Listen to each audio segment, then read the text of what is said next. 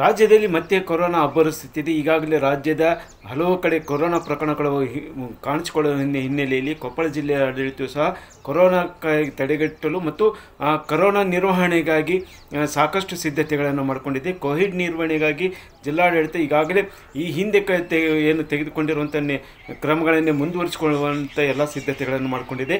ಕೊಪ್ಪಳ ಜಿಲ್ಲೆಯಲ್ಲಿ ಇಲ್ಲಿವರೆಗೂ ಸಹ ಏನು ಕಳೆದ 2 ವರ್ಷಗಳಿಂದ ಇಲ್ಲಿ ಯಾವುದೇ ಕೊರೋನಾ ಪ್ರಕರಣಗಳು ವರದಿಯಾಗಿಲ್ಲ. ಆದರೆ ಮುಂಬರುವ ದಿನಗಳಲ್ಲಿ ಇಲ್ಲಿ ಏನಾದರೂ ಕರೋನಾ ಪ್ರಕರಣಗಳು ಆರಂಭವಾದರೆ ಅದಕ್ಕೆ ನಿರ್ವಹಣೆ ಮಾಡಿಕೊಳ್ಳೋದಕ್ಕೆ ಸಾಕಷ್ಟು ಸಿದ್ಧತೆಗಳನ್ನು ಮಾಡಿಕೊಂಡಿದ್ದು ಕಂಡುಬರ್ತಾ ಇದೆ.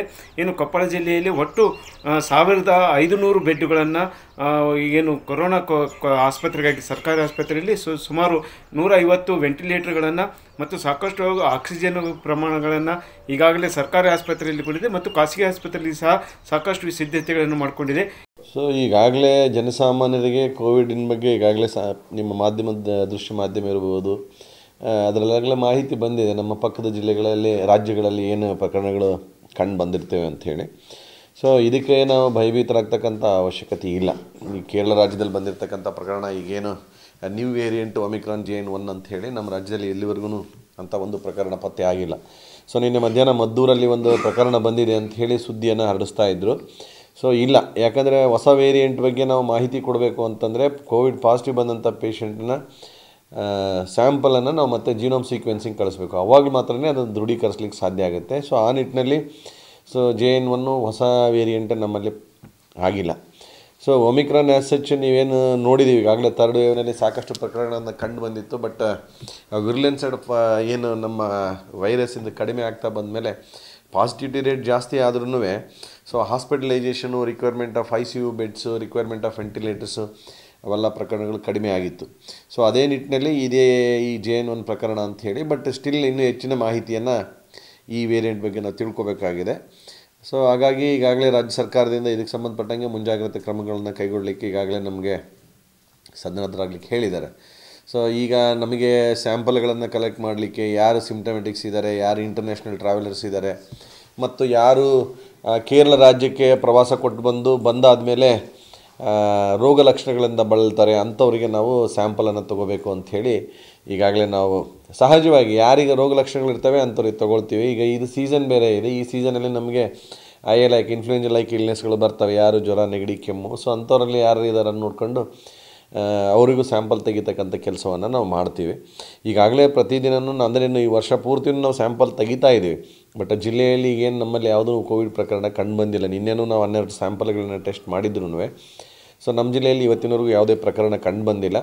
ಸೊ ಹಾಗಾಗಿ ಜನಸಾಮಾನ್ಯರಲ್ಲಿ ನಾವು ತಿಳಿಸ್ತಕ್ಕಂಥದ್ದು ಅಷ್ಟೇ, ಯಾರಾದರೂ ಪಕ್ಕದ ರಾಜ್ಯಕ್ಕೆ ಹೋಗಿ ಬಂದು ಈ ರೋಗ ಲಕ್ಷಣಗಳು ಕಂಡು ಬಂದರೆ ತಕ್ಷಣವೇ ಸಮೀಪದ ಆಸ್ಪತ್ರೆಗೆ ಹೋಗಿ ನೀವು ಸ್ಯಾಂಪಲ್ ಕೊಡ್ತಕ್ಕಂಥ ಹಾಕಿರಿ. ಸುಮಾರು ನಮ್ಮ ಈಗ ಕೊಪ್ಪಳ ಜಿಲ್ಲಾಸ್ಪತ್ರೆ, ಸರ್ಕಾರಿ ಸಂಸ್ಥೆಗಳಲ್ಲಿ ಜಿಲ್ಲಾಸ್ಪತ್ರೆ ಇರ್ಬೋದು, ಸಾರ್ವಜನಿಕ ಆಸ್ಪತ್ರೆ ಗಂಗಾವತಿ, ಯಲಬುರ್ಗಾ, ಕುಷ್ಟಗಿನಲ್ಲಿ ನಿಯೋನೇಟಲ್ಲು, ಪೀಡಿಯಾಟ್ರಿಕ್ಕು ಮತ್ತು ಅಡಲ್ಟ್ ವೆಂಟಿಲೇಟರ್ಸು ಸುಮಾರು 150ಕ್ಕಿಂತ ಹೆಚ್ಚಿದೆ.